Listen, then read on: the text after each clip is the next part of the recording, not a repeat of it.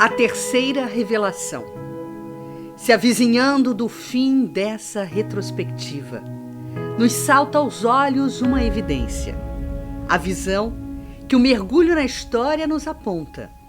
A divisão e, ao mesmo tempo, união de três grandes períodos reveladores. Com Moisés, período tribal e profético, tivemos o legado da justiça. No aperfeiçoamento desse período tribal, sob os auspícios do tempo próximo da maioridade espiritual do homem, que pôde beber na fonte da filosofia grega e se exercitar na organização romana, tivemos a flor amorosa do Evangelho, com a vivência entre nós, do governador espiritual da terra, o Cristo Jesus. Na culminância desse processo e sob as benesses do plano espiritual superior, uma invasão organizada a iluminar com a revelação da dinâmica espiritual e a união dos dois planos da vida, a Paris do século XIX. Nela, um arauto da verdade foi convocado a atuar, apresentando ao mundo uma fé raciocinada, um corpo de doutrina que voltava a estabelecer a união dos saberes, filosofia, religião e ciência, um garimpeiro da verdade que viera reconstruir o que fora demolido. Na Idade Média, a humanidade entrou no período obscuro do descaminho do entendimento míope em relação às verdades espirituais. Quando a Terra era o centro do universo e Deus mantinha relação direta e exclusivista com poucos eleitos que se arbitravam em ser seus intérpretes. O pensamento humano foi preso, algemado na fé dogmática.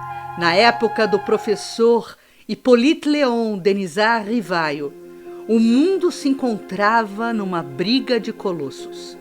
A ciência fazia perguntas que a religião não respondia. Ao mesmo tempo, a ciência se tornou materialista e não trazia consolo.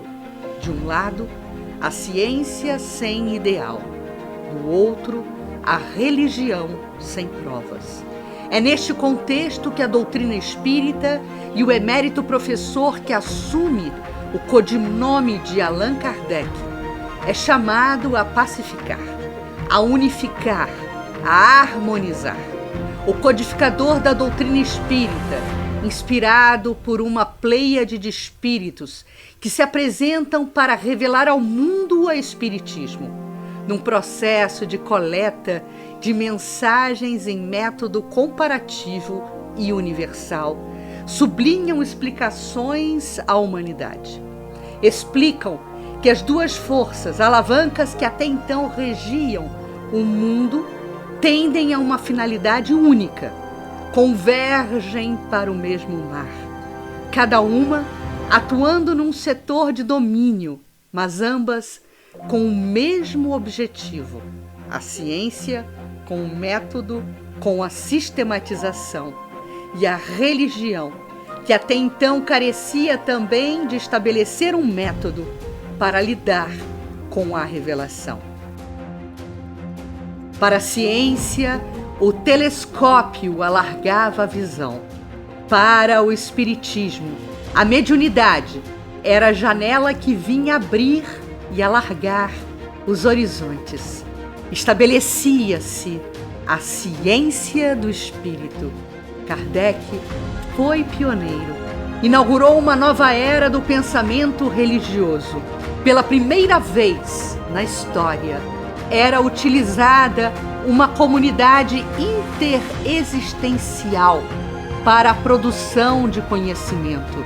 Doutrina dos Espíritos, plural, em ação coletiva.